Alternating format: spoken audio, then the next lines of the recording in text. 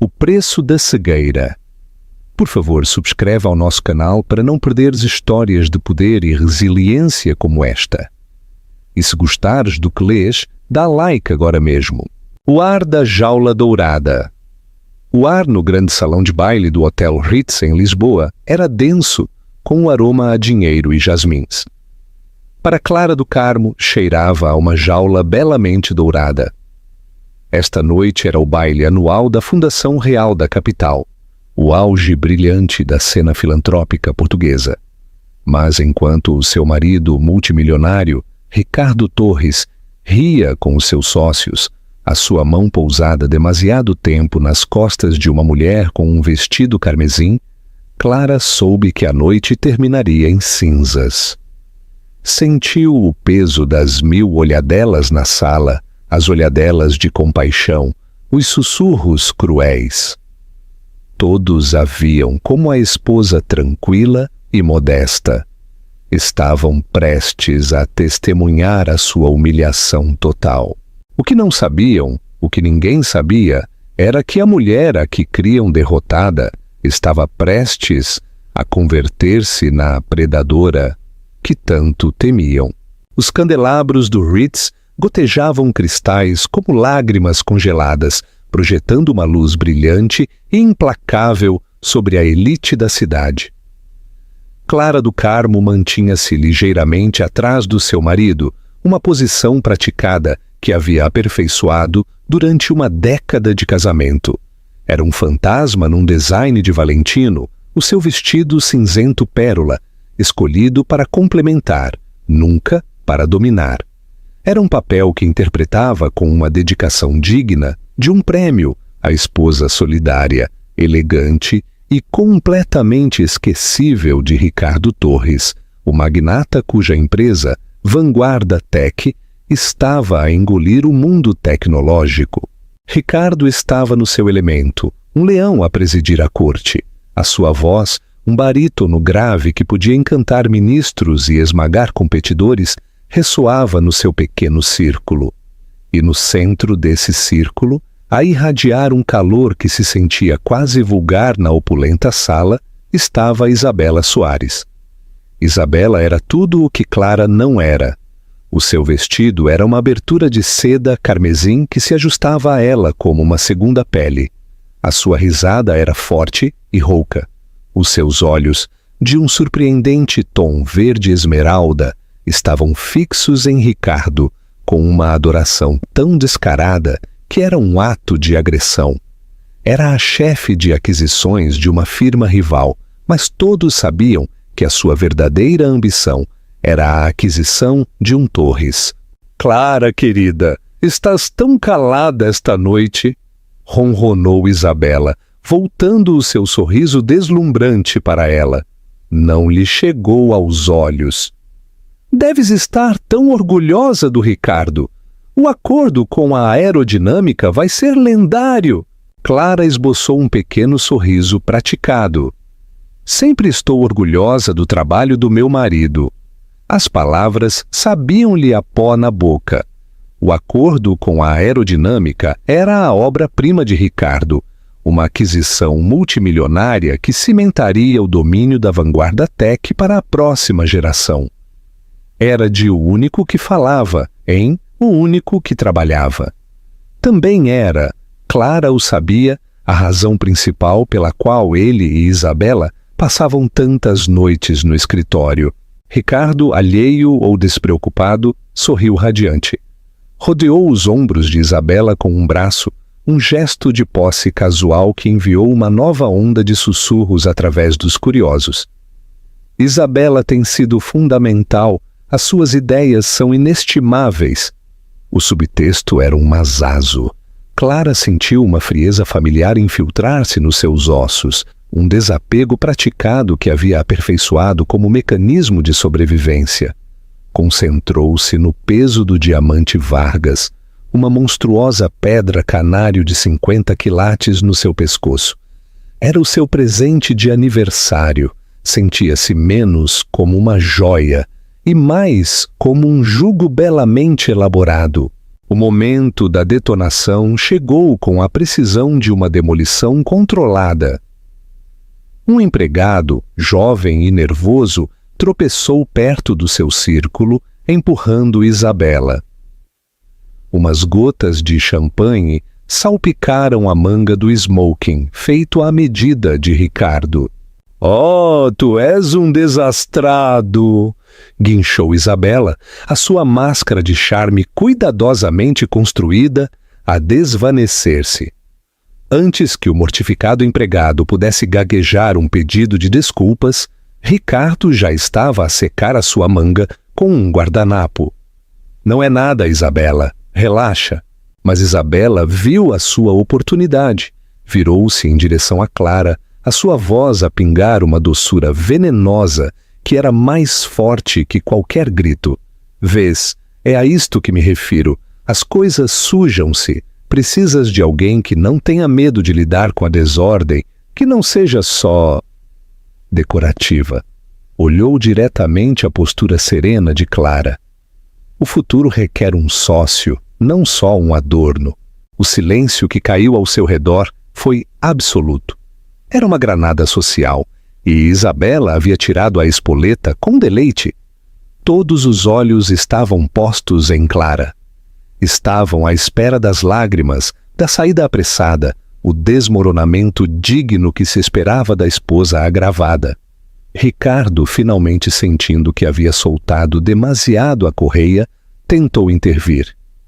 «Clara, já basta.» Mas Isabela não havia terminado. Deu um passo mais perto de Clara, a sua voz baixando a um sussurro conspiratório que era intencionalmente audível para todos os que estavam perto. «Não te preocupes, Clara. Eu cuidarei bem dele e da vanguarda tech. Uma mulher como tu não está feita para esse tipo de pressão de qualquer maneira. Devias seguir com as obras de caridade e os almoços.» Depois estendeu a mão e, com um só dedo perfeitamente manicurado, golpeou o diamante Vargas. «Isto é bonito, mas é só uma pedra. Eu vou por toda a mina.»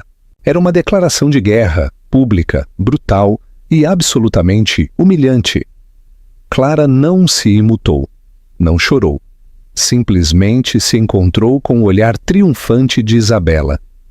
Por uma fração de segundo, a máscara plácida se deslizou e Isabela viu algo nos profundos olhos azuis de Clara que não estava ali antes. Um flash de frio ártico, um brilho de algo antigo e predador. Foi tão inesperado que Isabela deu meio passo para trás. Depois a máscara voltou ao seu lugar. Clara voltou o olhar em direção ao seu marido.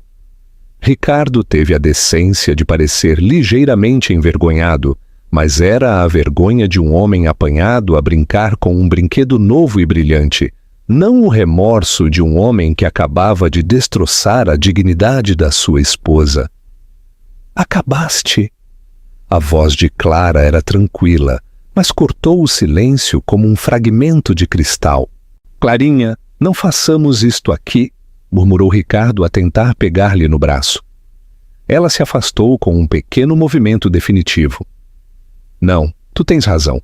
Este não é o lugar.» Olhou o mar de faces curiosas e compassivas.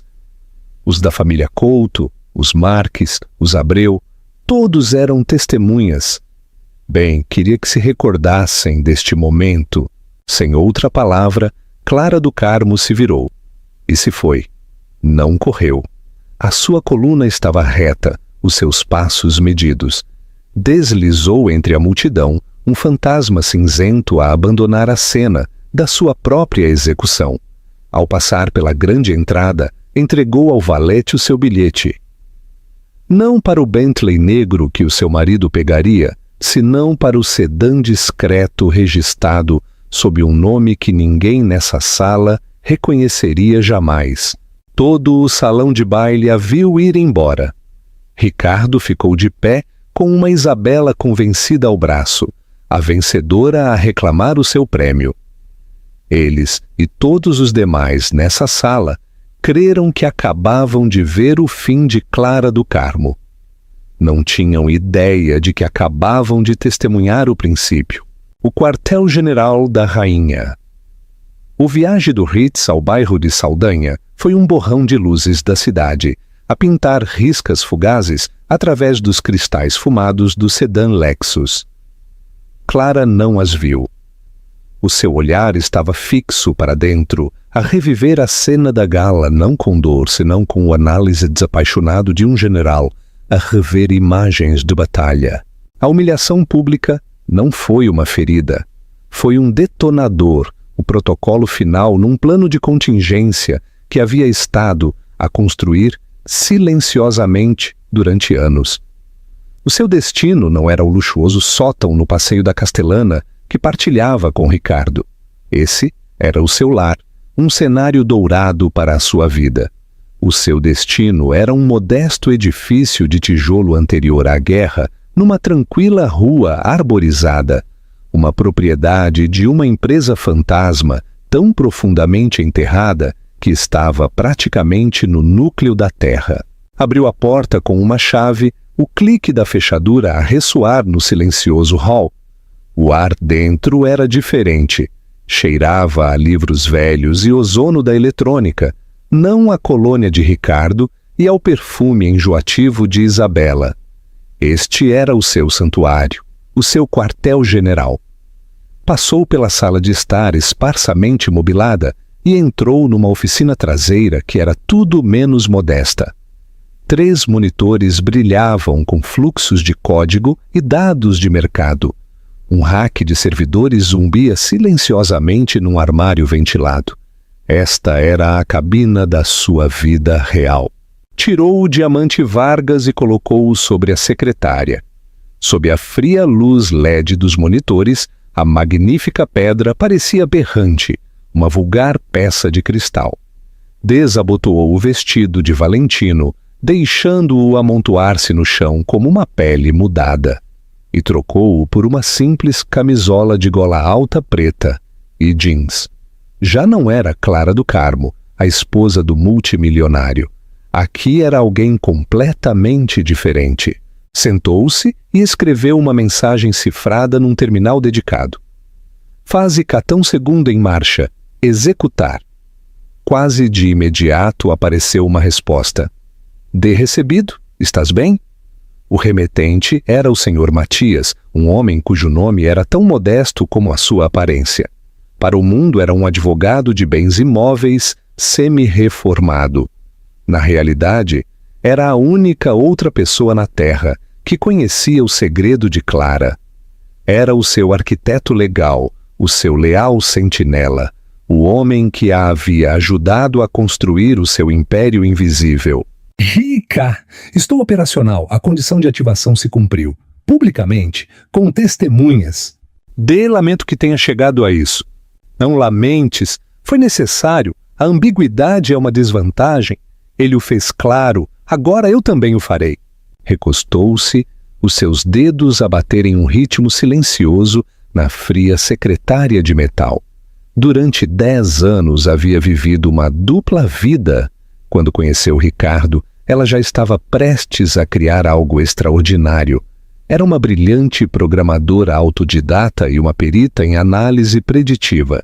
Enquanto ele construía o seu império em aço e silício, ela construía o seu no ciberespaço. Era a criadora anônima de Aura, uma revolucionária plataforma de análise de dados.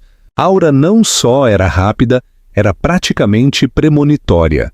Podia analisar vastos conjuntos de dados não estruturados, tendências do mercado, mudanças geopolíticas, sentimentos em redes sociais e até padrões meteorológicos, e predizer movimentos do mercado com uma assombrosa precisão de 94%. Havia implementado sob o pseudônimo de Sol, um nome sussurrado com assombro nos círculos mais exclusivos de fundos de cobertura e capital privado. Sol era um fantasma, um mito, uma lenda que havia enriquecido astronomicamente um punhado de investidores iniciais antes de fechar o fundo a novo capital. Esses investidores iniciais lhe haviam pago não em dinheiro, senão em ações, em favores, em propriedade indetectável de empresas subsidiárias. Clara Sol havia se convertido silenciosamente numa milionária secreta, depois numa multimilionária secreta. Tudo enquanto o mundo a via como nada mais do que a bonita e silenciosa esposa de Ricardo Torres. Havia guardado o seu segredo por uma razão. Durante um tempo, o havia amado. Cria no sonho que ele lhe vendia de uma parceria, mas havia visto a mudança nele à medida que a sua riqueza e poder cresciam. A sua ambição azedava em arrogância, a sua confiança em crueldade. Começou a vê-la não como sua sócia, senão como o seu ativo mais bonito, um acessório do seu êxito. Assim, preparou-se. Construiu a sua fortaleza de solidão e silêncio, tijolo a tijolo digital, à espera do dia em que inevitavelmente a precisaria. Esta noite era esse dia. Ricardo, ela o sabia, estaria a tentar ligar-lhe.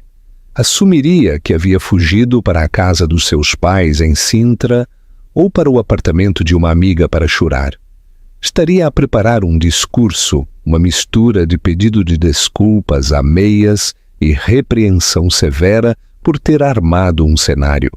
Oferecer-se-ia para lhe comprar outra joia para suavizar as coisas. Ainda queria ter o controlo. Operava com um mapa velho sem saber que todo o cenário havia sido redesenhado ao seu redor. Um novo mensagem do Sr. Dias apareceu na tela. T. Investimentos. Eliseu está pronta. A junta é nossa. Temos a participação maioritária nas 3 empresas fantasma que possuem as patentes-chave da aerodinâmica. Clara permitiu-se uma pequena sorriso fria. Investimentos. Eliseu era a sua principal holding, a cara pública das inversões de Sol, dirigida por um CEO que ela havia escolhido a dedo e que não tinha ideia de para quem trabalhava realmente. E o lendário acordo com a aerodinâmica de Ricardo? Ele estava a comprar um carro bonito e caro, sem dar-se conta de que as empresas de Clara possuíam as patentes do motor, a transmissão e as rodas. Estava prestes a pagar um prêmio por uma carcaça vazia e nem sequer o sabia. Que bom! E o que é feito do nosso outro projeto, o arquivo de Romero? T. O dossiê está completo. Toda a vida dela é uma fabricação. O título de História de Arte da Sorbonne, a universidade não tem registro dela. O dinheiro familiar de uma dinastia bancária suíça. O pai dela era professor de ginástica do ensino secundário em Évora. Tem uma montanha de dívidas ocultas em 6 cartões de crédito e 2 empréstimos pessoais. Não é um tubarão, Clara, é um peixe remora à procura de um anfitrião. Esta era a segunda fase do seu ataque. Enquanto Ricardo se focava nos negócios, Isabela se focava no capital social. Clara estava prestes a arruiná-la também nesse mercado. Olhou o terceiro monitor que mostrava uma transmissão ao vivo do preço das ações da Vanguarda Tech. Estava estável, forte. Era o símbolo do poder de Ricardo, o seu ego manifestado num símbolo bolsista.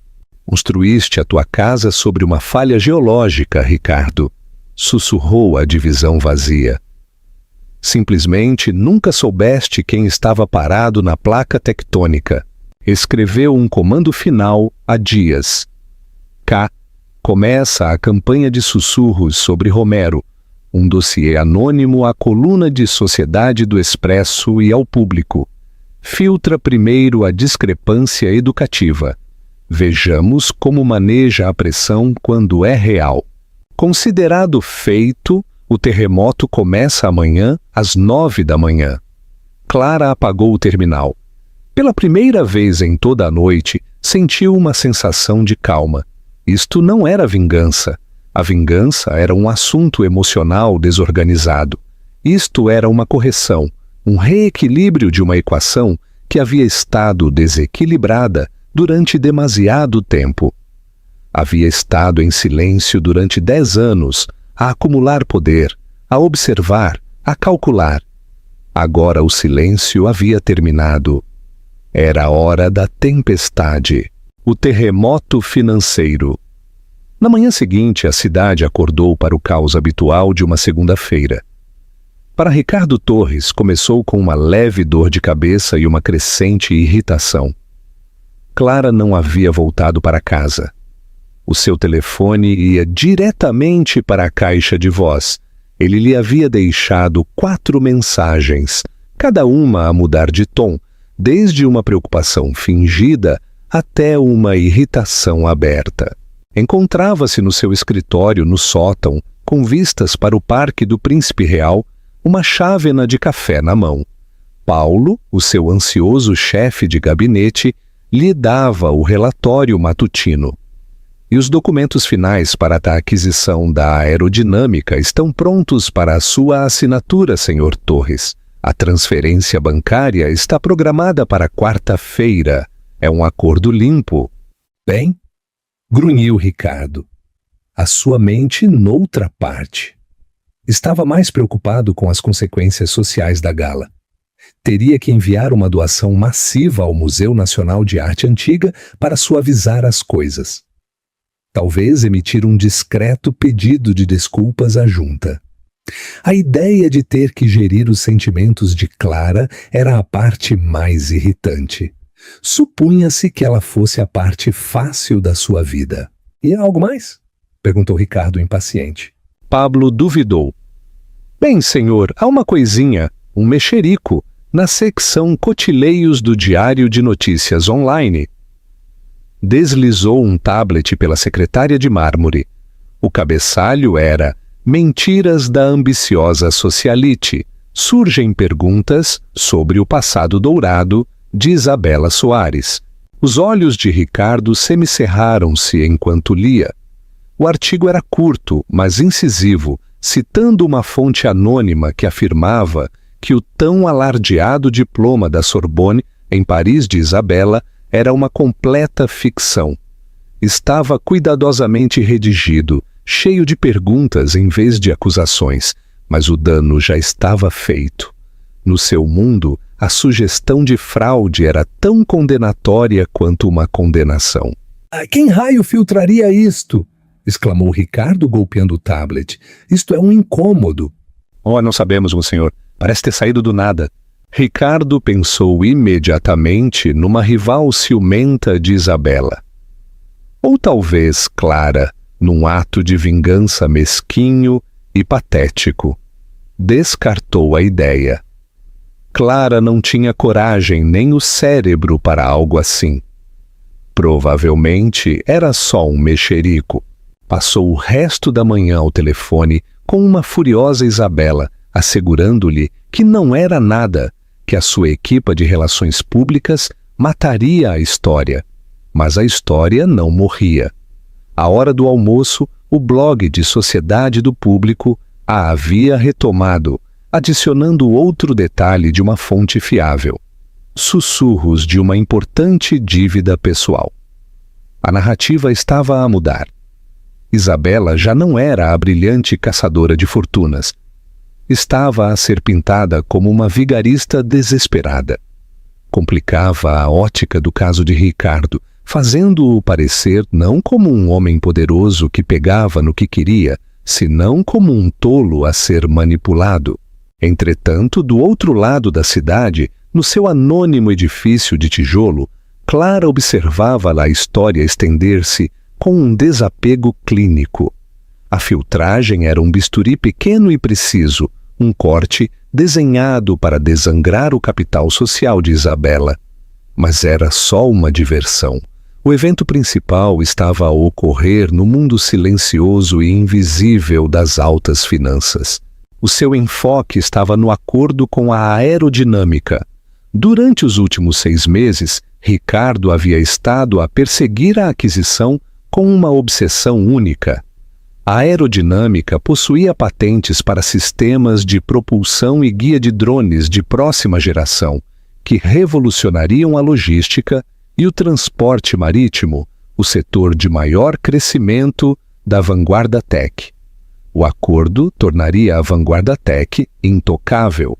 Ricardo, apesar de toda a sua fanfarronice, era um homem de negócios brilhante, mas convencional. Via ativos e passivos, cota de mercado e margens de lucro. Clara via o sistema debaixo do sistema. Ela via a intrincada rede de direitos de propriedade intelectual. Há anos, através de investimentos Eliseu, Sol havia identificado 3 pequenos e obscuros laboratórios tecnológicos. Um em Tel Aviv, um em Stuttgart e outro numa incubadora universitária na Califórnia. Cada um trabalhava numa peça de um quebra-cabeças. Nenhum sabia dos outros. A firma de Clara adquiriu uma participação maioritária nos 3, proporcionando-lhes financiamento e recursos, mas instruindo-os para que permanecessem independentes e sob o radar. Estes laboratórios, não a aerodinâmica, haviam apresentado as patentes fundamentais para a mesma tecnologia que fazia funcionar os produtos da aerodinâmica. A aerodinâmica simplesmente havia licenciado a tecnologia através de uma complexa série de acordos que continham uma cláusula de mudança de controlo muito específica e muito custosa. A legião de advogados de alto preço de Ricardo, na prestigiosa firma Martins & Pinheiro, havia revisto o trato. Haviam visto os acordos de licença, mas os haviam registrado como um passivo menor, um custo padrão de fazer negócios. Não tinham ideia de que as 3 licenças aparentemente separadas estavam todas controladas por uma só entidade oculta. Não tinham ideia de que a cláusula de mudança de controlo significava que, após a aquisição da aerodinâmica pela Vanguarda Tech, as taxas de licença para a tecnologia central aumentariam num assombroso 2000%, pagável de imediato à empresa mãe dos 3 laboratórios, Investimentos Eliseu. Ricardo estava prestes a pagar 400 mil euros por uma empresa cujos custos operacionais centrais disparariam instantaneamente noutros 500 mil euros por ano, tornando a aquisição não rentável durante a primeira década. Estava a comprar um troféu e Clara estava prestes a apresentar-lhe a fatura. A voz do Sr. Dias se escutou através do altifalante seguro. A junta da aerodinâmica acaba de receber a nossa notificação oficial segundo os termos dos acordos de licença. Informamo-los de que, após a finalização da venda, a Vanguarda Tech se implementará a nova estrutura de tarifas. E a reação deles? Perguntou Clara ao observar o indicador da Vanguarda Tech. Pânico seria eufemismo. O seu diretor de administração está a tentar ligar ao Ricardo agora. Os advogados da Lopes & Associados estão a mobilizar-se, estão a dar-se conta de que meteram o seu cliente numa armadilha para ursos. Clara olhou o diamante Vargas que ainda estava sobre a sua secretária. Ricardo lhe o havia comprado como símbolo do seu poder e o seu valor. Estava prestes a aprender uma lição brutal sobre valoração. Ricardo valoriza a força acima de tudo, Dias, disse Clara, a sua voz tranquila. Despreza a debilidade. Viu a minha quietude como debilidade, o meu apoio como servilismo. Nunca lhe ocorreu olhar por baixo do capô. Ela havia passado seus dias a construir um melhor, um invisível, um império que estava prestes a pôr o dele de joelhos. Escreveu um comando final a Dias. K. Começa a campanha de sussurros sobre Soares, o apelido do Ricardo. Um dossiê anônimo à coluna de Sociedade do Público e ao Jornal de Negócios. Filtra primeiro a discrepância educativa. Vejamos como maneja a pressão quando é real. A linha segura a oficina de Ricardo, uma linha que só o seu chefe de gabinete podia usar para o contactar, soaria a qualquer momento. O primeiro tremor do terremoto estava prestes a golpear o seu mundo perfeito e ordenado. Estaria confuso, estaria zangado, mas ainda não suspeitaria dela. Para ele, ela seguia sendo só Clara, o fantasma na sua máquina. A chamada não proveio do CEO da Aerodinâmica, senão de um sócio principal de Lopes em Associados, a sua voz tensa pelo pânico. Ricardo escutou, os seus nós dos dedos a branquear enquanto segurava o seu telefone. Ladrou perguntas, a sua voz a elevar-se com cada resposta. Quando finalmente desligou o telefone, o silêncio na sua oficina foi ensurdecedor. "O que é Investimentos Eliseu?" lhe rugiu a Paulo. "Trame tudo o que tenhas sobre eles agora." Paulo, já pálido, tropeçou desajeitadamente com o seu tablet. "São uma firma de capital privado, senhor. Muito secretista, muito bem-sucedida. São conhecidos por fazer inversões estratégicas em etapa precoce em tecnologia profunda. O seu fundador é anônimo, operam sob um pseudônimo, Sol." O nome não significava nada para Ricardo. "Anônimo? No meu mundo ninguém é anônimo. Averigua quem está por trás disto. Quero um nome. E põe o seu CEO ao telefone. Não me importa o que tenhas que fazer." Durante as seguintes 24 horas, a Vanguarda Tech foi um formigueiro de atividade frenética. Os advogados de Ricardo trabalharam sem descanso a rever os acordos de licença que previamente haviam descartado à procura de uma escapatória, uma debilidade. Não encontraram nenhuma. Os contratos eram obras-primas inquebráveis de arquitetura legal. Os intentos de Ricardo de comunicar-se com o CEO de Investimentos Eliseu foram recebidos com um muro educado, mas impenetrável de assistentes executivos e advogados. Estava a ser obstruído uma tática que ele mesmo havia aperfeiçoado e o estava a levar à loucura de raiva. A aquisição de 4.300 milhões de euros era de repente um cálice envenenado. Se retirasse agora, a Vanguarda Tech se enfrentaria a enormes multas e a sua reputação ficaria destroçada. Se seguisse adiante, estaria a carregar a sua empresa com uma responsabilidade parasitária que a esgotaria durante anos. Estava preso. Enquanto Ricardo travava uma guerra no fronte financeiro, a sua vida pessoal também começava a desmoronar-se. As histórias sobre Isabela Soares já não se limitavam às colunas de Mexerico.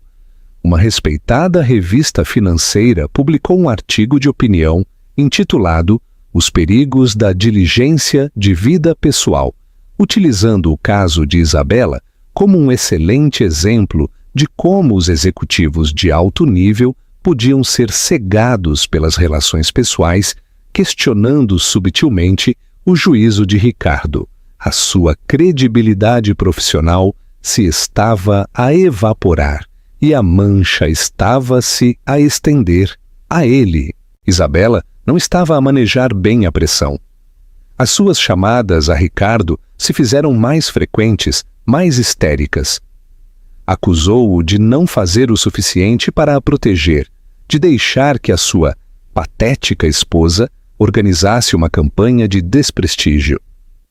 Isto tem as impressões digitais de Clara por toda a parte.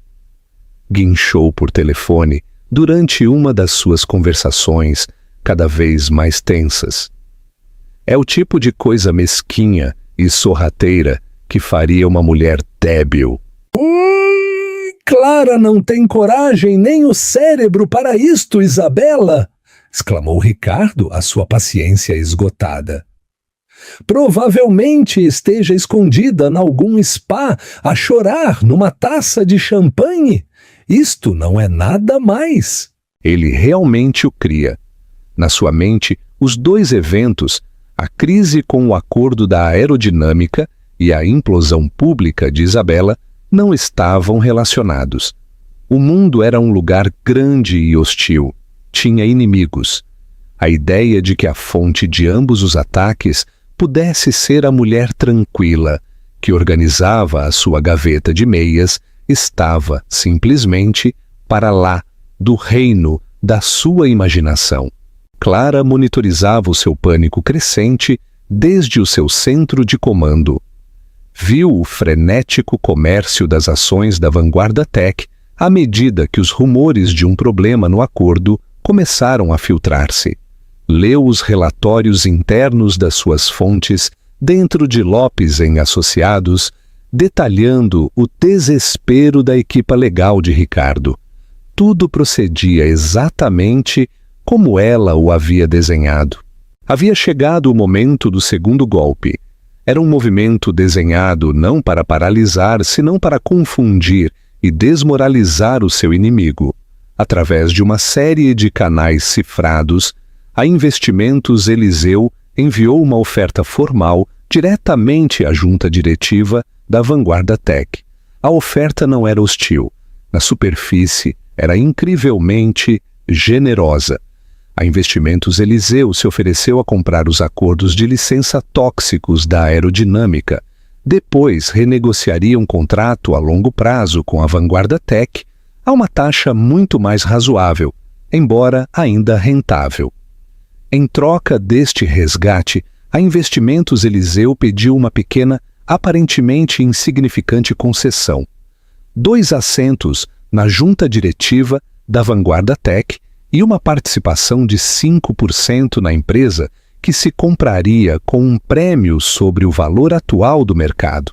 Para a assediada junta de Ricardo, a oferta parecia uma tábua de salvação. Viram uma saída para um acordo catastrófico, uma forma de salvar a face e estabilizar a empresa. Estariam a ceder uma pequena quantidade de ações e 2 assentos na junta, mas evitariam a ruína financeira. Para eles, sol de investimentos. Eliseu parecia um cavaleiro branco.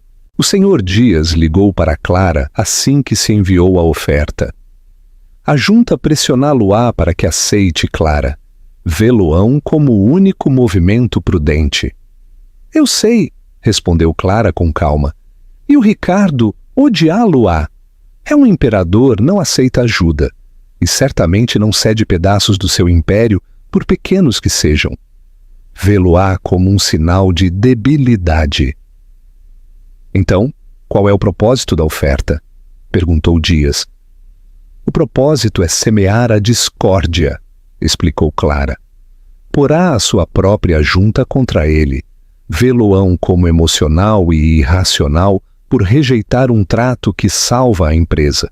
E quando estiver ocupado travando uma guerra civil, dentro da sua própria sala de reuniões, estará distraído.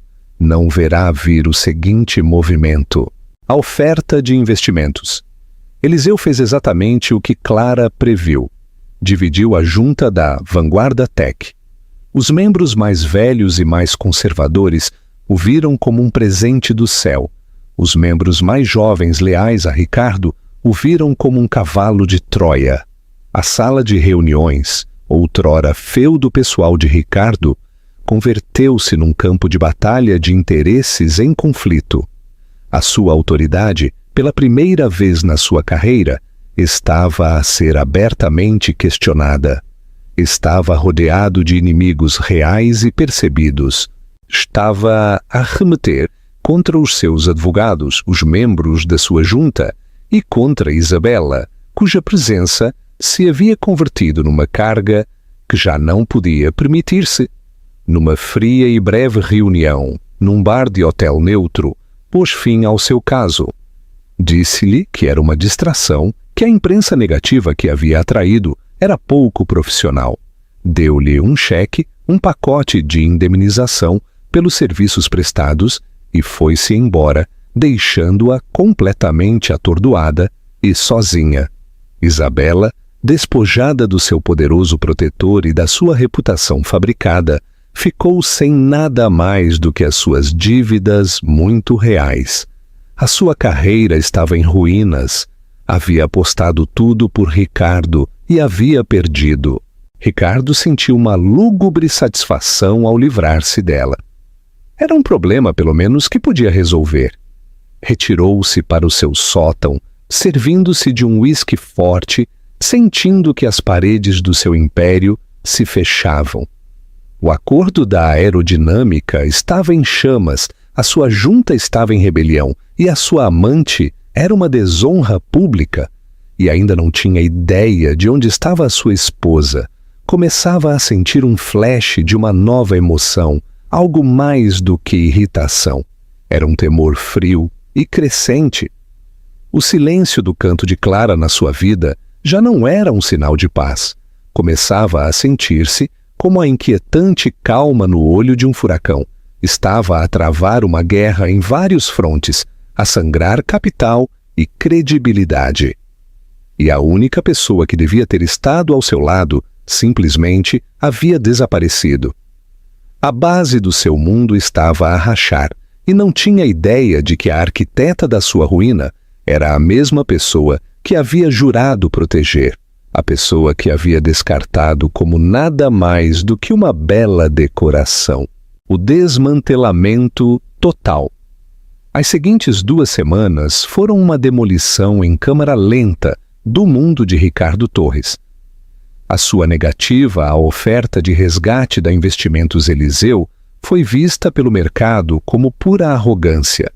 Os analistas financeiros que outrora cantaram os seus louvores agora escreviam colunas mordazes sobre o seu ego, pondo em perigo o valor para os acionistas.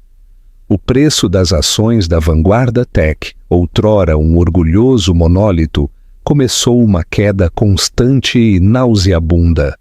Converteu-se num recluso na sua própria empresa, caminhando pelos corredores com uma expressão de trovão, falando só com ordens cortantes e zangadas. O seu lendário charme havia desaparecido, substituído por uma fúria crua e paranoica. Ordenou à sua equipa de segurança que realizasse verificações de antecedentes profundas de cada membro da sua junta, convencido de que um deles estava a alimentar informação a sol. A confiança que havia unido o seu círculo íntimo estava-se a dissolver em suspeita e medo. Clara observou como se desenrolava tudo da distância, a sua estratégia a ser executada com a escalofriante precisão de um grande mestre de xadrez a encurralar um rei. Estava a desmantelar sistematicamente os seus pilares de apoio, a sua junta, o mercado, a sua amante e, finalmente, a sua autoperceção. Com Isabela neutralizada e a junta da Vanguarda Tech em crise, era a hora da seguinte fase. Esta parte do plano não se tratava de ruína financeira, senão de guerra psicológica. Estava desenhada para desmoronar o homem, não só o CEO. O Sr. Dias havia compilado ao longo dos anos um segundo dossiê, um que não tinha nada a ver com os negócios. Era sobre Ricardo. Continha cada indiscrição silenciosa, cada presente não declarado, cada instância em que havia usado o jato privado da companhia para viagens pessoais com Isabela, cada jantar suntuoso carregado a uma conta de despesas da Vanguarda Tech. Individualmente eram infrações menores, mas tecidas juntas, pintavam um retrato condenatório de um CEO que tratava a sua empresa cotada como um cofre pessoal. A junta tem um dever fiduciário, disse Clara a Dias pela sua linha segura. Podem passar por cima de um caso, mas não podem passar por cima do uso flagrante de fundos corporativos. Expõe-os a todos a ações judiciais dos acionistas. Quando desdobramos? Perguntou Dias. Ainda não, disse Clara. Precisa de se sentir completamente isolado primeiro. Precisa de crer que não lhe resta ninguém a quem recorrer. A sua oportunidade chegou em forma de Paulo, o assediado chefe de gabinete de Ricardo. Paulo havia estado com Ricardo durante 15 anos, um soldado leal que havia superado todas as tempestades. Mas a paranoia de Ricardo finalmente havia se voltado contra ele. Num ataque de ira por um erro menor de programação, Ricardo havia humilhado publicamente Paulo em frente à metade da equipa executiva, acusando-o de incompetência e até deslealdade. Essa noite, Paulo recebeu um correio eletrônico anônimo cifrado. Não continha ameaças nem exigências, simplesmente continha uma só fotografia de alta resolução. A foto era da filha de Paulo, uma promissora estudante de medicina, de pé em frente à biblioteca da sua universidade. Os metadados da foto estavam intactos, mostrando que havia sido tirada essa mesma tarde. Um segundo correio eletrônico chegou 1 minuto depois.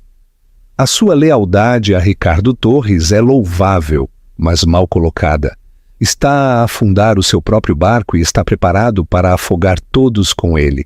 Há outra maneira, uma melhor maneira, uma maneira que assegura um futuro para as pessoas que lhe importam. Espere instruções. A mensagem era de Sol. Paulo estava aterrorizado, mas também era um pragmático. Havia visto a loucura nos olhos de Ricardo. Sabia que o barco se estava a afundar. A mensagem anônima lhe oferecia um bote salva-vidas. Depois de uma noite sem dormir, respondeu com uma só palavra. Pronto. Através de Paulo, Clara começou a orquestrar o ato final. Lhe proporcionou informação-chave para partilhar discretamente com os membros hesitantes da junta, projeções que mostravam o verdadeiro e catastrófico custo a longo prazo do acordo com a aerodinâmica e súbitas insinuações sobre o mau uso de fundos por parte de Ricardo. Estava a converter o lugar-tenente mais fiável de Ricardo no seu duplo agente involuntário. Ricardo, alheio à traição que se gestava na sua própria oficina, estava consumido por encontrar a sua esposa. A sua ira havia se transformado numa estranha e desesperada obsessão. Contratou um investigador privado, um ex-detetive da Polícia Nacional, com uma reputação impecável, chamado Fernando Mendes. Encontra-a, Fernando, ordenou Ricardo a passear pela sua cobertura. Não está em casa dos seus pais, nem em casa da sua irmã, nem com nenhum dos seus amigos. Os seus cartões de crédito não se usaram. É como se tivesse desaparecido da face da terra. Mendes era bom no seu trabalho. Em 72 horas encontrou algo, não a própria Clara, senão o seu carro. O sedã Lexus discreto estava estacionado numa garagem de longa estadia, perto da estação de Santa Apolônia. O encarregado recordava uma mulher que coincidia com a sua descrição a pagar por 1 mês em dinheiro e depois a entrar na estação. Parece que acabou de ir embora, Sr. Torres, informou Mendes. Pegou um comboio, talvez. Comprou um telefone descartável. Isto o planeou. A notícia golpeou Ricardo de uma maneira que não esperava. Clara não só havia fugido num ataque histérico, havia desaparecido, metodicamente, friamente. A constatação era inquietante. Não se alinhava com a mulher que queria conhecer, a esposa dócil e previsível. Pela primeira vez sentiu uma pontada de medo. Quem era esta mulher com que havia casado durante uma década? Essa tarde, enquanto estava sentado no vasto e silencioso sótão que Clara havia decorado, notou algo a que nunca antes havia prestado atenção. Numa estante do seu antigo canto de leitura, havia uma fileira de livros sobre temas arcanos, computação quântica, teoria do caos, criptografia avançada. Sempre havia assumido que eram de adorno, parte da estética intelectual que ela cultivava. Pegou num. Estava fortemente anotado nas margens, com uma letra cuidada e precisa, cheia de equações complexas e notas que ele não podia começar a compreender. Um frio pavor o invadiu. Era a sensação de um homem que se dá conta de que tem estado a viver com uma estranha brilhante. A cartada, o assalto psicológico final de Clara, chegou na manhã seguinte. Era um envelope de manila simples, entregue à mão, dirigido a Ricardo. Dentro não havia carta nem explicação, só havia um objeto, o diamante Vargas, retirado do seu engaste de platina. A magnífica pedra sentia-se fria e inerte na sua mão. Era uma mensagem mais clara que qualquer palavra. Dizia: "O nosso contrato está rompido. A tua moeda não tem valor aqui." Nesse mesmo instante, a sua linha de escritório zumbiu. Era Paulo. "Senhor", disse com a voz tensa, "a junta convocou uma reunião de emergência para esta tarde. Disseram que a sua assistência é obrigatória." Ricardo o sabia. Isto era tudo. O golpe, a traição final. Vinham buscar a sua coroa. Apertou o diamante solto na sua mão. Os seus nós dos dedos brancos. Era um imperador encurralado e sozinho no seu palácio em ruínas. E estava prestes a enfrentar a rebelião que ele mesmo havia causado, sem suspeitar nenhuma vez da mão invisível que os havia guiado a todos até este preciso momento. O julgamento e a reivindicação. A sala de reuniões da Vanguarda Tech estava no 80º andar, um santuário com paredes de cristal no céu que oferecia uma vista divina de Lisboa. Era a divisão favorita de Ricardo, uma sala do trono onde a sua palavra era lei. Hoje se sentia como uma jaula. A longa mesa de mogno estava cheia. Os 10 membros da sua junta estavam sentados, os seus rostos, uma mistura de resolução sombria e apreensão nervosa. Evitaram os seus olhos ao entrar. Paulo estava de pé à frente da mesa, com o rosto pálido. Encolheu-se quando o olhar de Ricardo o varreu. "O que significa isto?" A voz de Ricardo era perigosamente baixa, um murmúrio de fúria controlada.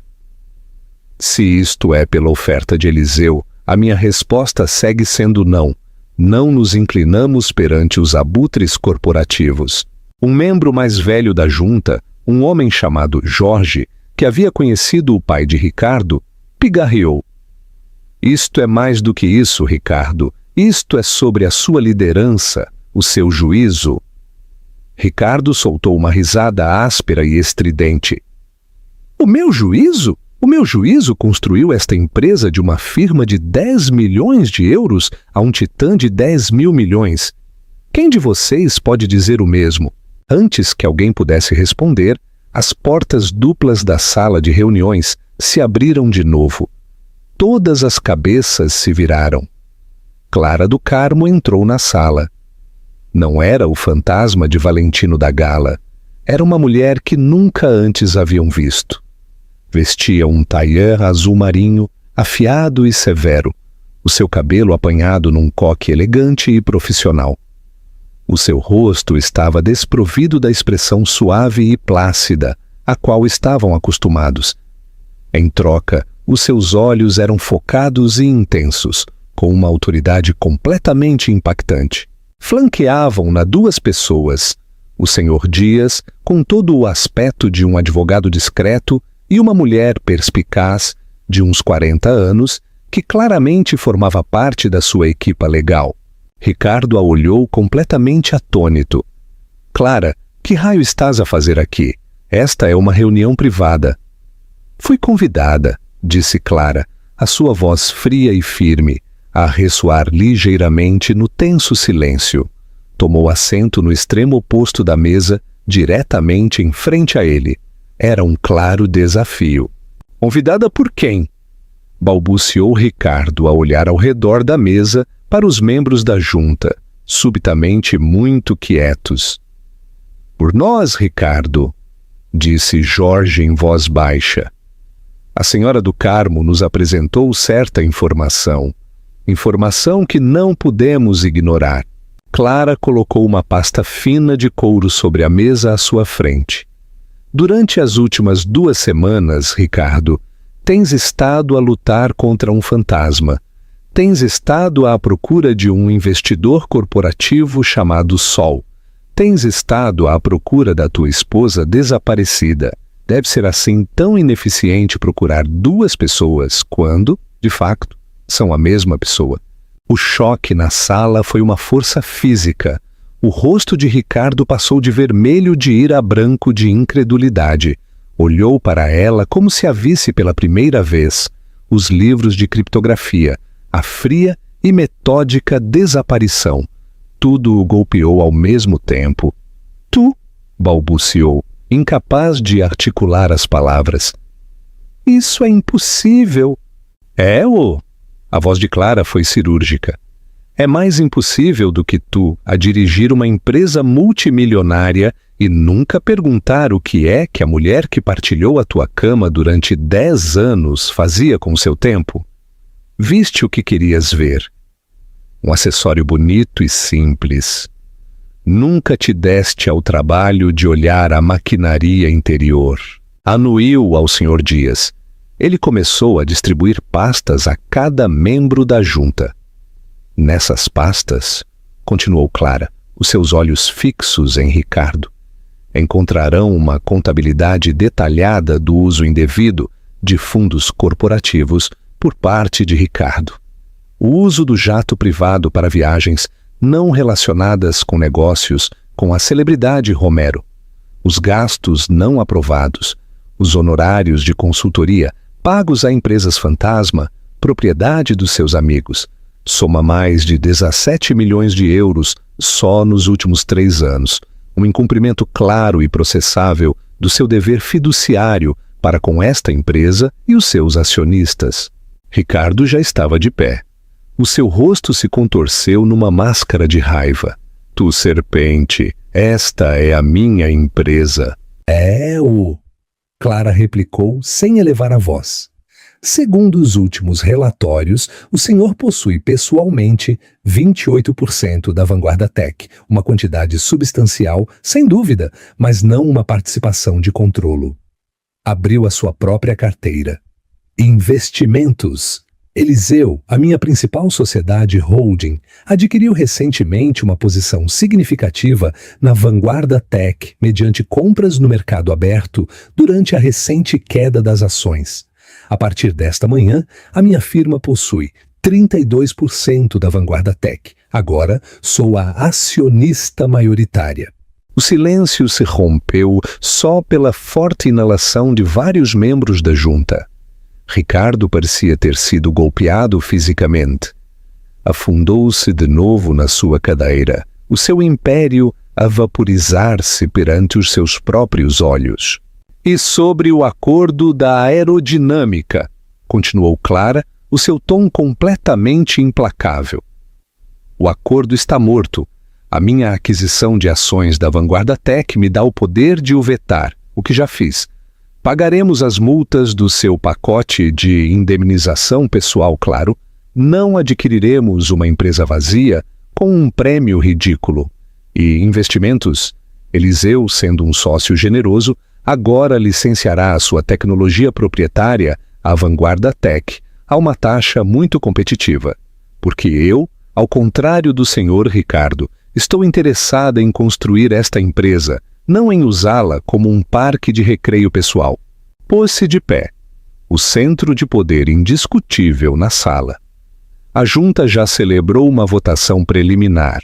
Estão a exercer a cláusula de moralidade no seu contrato. O senhor está a ser destituído como CEO e presidente da junta, com efeito imediato. A segurança irá escoltá-lo para fora do edifício. Os seus efeitos pessoais do escritório ser-lhe-ão enviados por mensageiro. Quanto à cobertura, os meus advogados entrarão em contacto consigo a respeito. É, afinal, um ativo corporativo. Olhou ao longo da mesa o homem destroçado que havia sido o seu marido. Não havia triunfo nos seus olhos, só uma frieza dura e definitiva. Me humilhaste publicamente e me chamaste um adorno, disse a sua voz baixando ligeiramente. Enganaste-te, nunca fui um adorno, fui a maldita arquiteta. Sem outra olhadela para ele, Clara se voltou para a junta atordoada. Senhoras e senhores, disse a sua voz a ressoar com um novo domínio. O meu nome é Clara do Carmo e sou a vossa nova CEO. Temos muito trabalho por fazer. Não te esqueças de comentar os teus pensamentos sobre este giro impactante. O que achaste do golpe de Clara? O legado de Clara do Carmo. As consequências foram imediatas e espetaculares. A história da execução na sala de reuniões se converteu em lenda da bolsa, sussurrada nos bares dos steakhouse e nos clubes de campo exclusivos.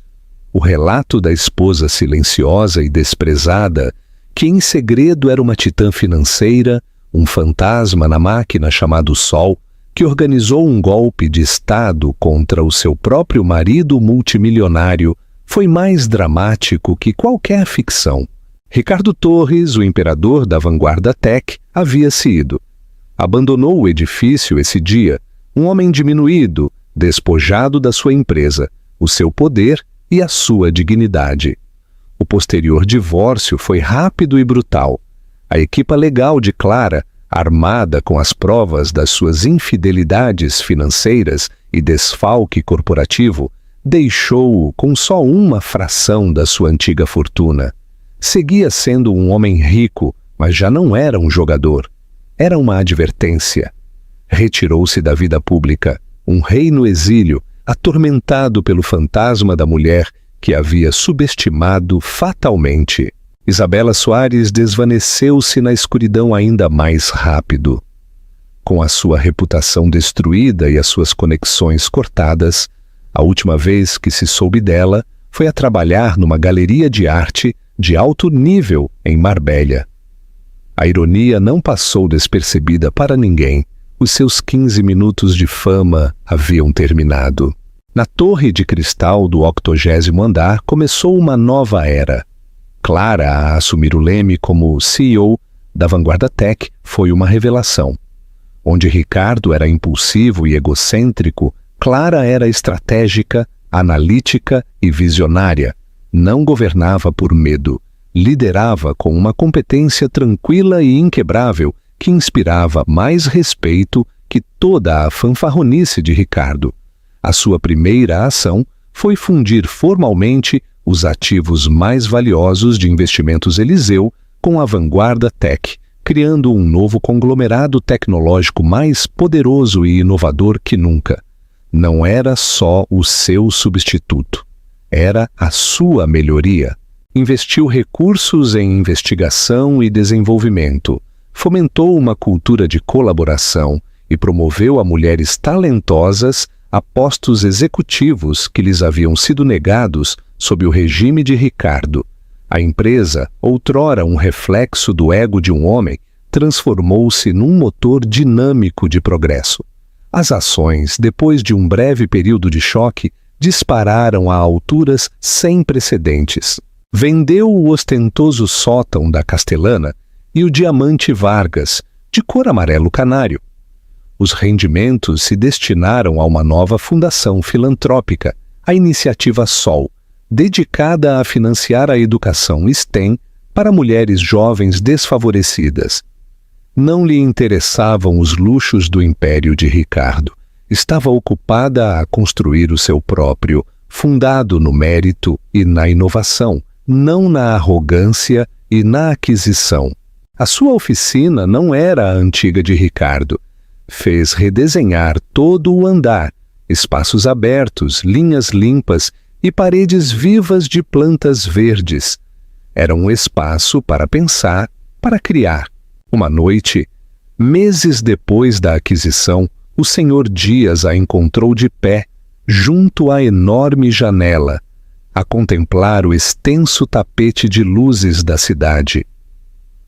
"Estás feliz, Clara?" perguntou uma das poucas pessoas que podia fazer-lhe uma pergunta tão direta. Clara o considerou por um momento, o seu reflexo uma silhueta tênue contra o brilhante horizonte. "Feliz é uma palavra complicada", respondeu a sua voz mais suave que na sala de reuniões.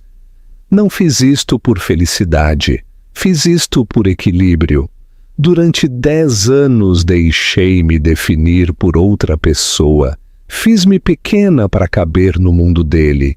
Não sou pequena, Dias, e nunca voltarei a fazer-me pequena." Afastou-se da janela, uma pequena e genuína sorriso finalmente a surgir nos seus lábios. Não era a sorriso praticada e cortês da esposa do multimilionário. senão a sorriso segura e autêntica de uma mulher que era completamente dona de si mesma. Tenho o meu trabalho, disse. Tenho o meu propósito, recuperei o meu nome, e isso, concluiu, a olhar a cidade que agora era sua, para conquistar. É mais do que suficiente. Já não era Clara do Carmo, a esposa. Nem sequer era Sol. O mito era simplesmente Clara, uma arquiteta do seu próprio destino, uma mulher que havia atravessado o fogo da humilhação pública e havia emergido não como vítima, senão como a dona de um novo império. A história de Clara do Carmo serve como um poderoso recordatório de que as pessoas mais silenciosas na sala são frequentemente as mais perigosas. São os observadores, os ouvintes, os pensadores. Enquanto outros estão ocupados a transmitir o seu poder, os silenciosos estão ocupados a construí-lo em silêncio.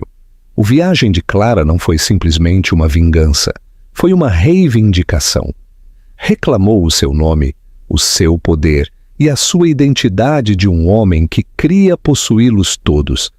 Demonstrou que a verdadeira força não se trata de ser a voz mais forte, senão de ter o plano mais calculado e o coragem para o executar no momento adequado.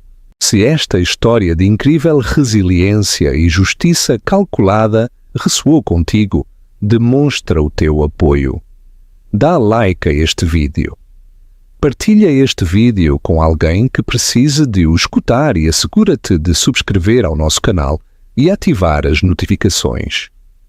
Não vais querer perder a próxima história, porque sempre há mais segredos por descobrir. Obrigado por escutar. Vemo-nos no próximo vídeo.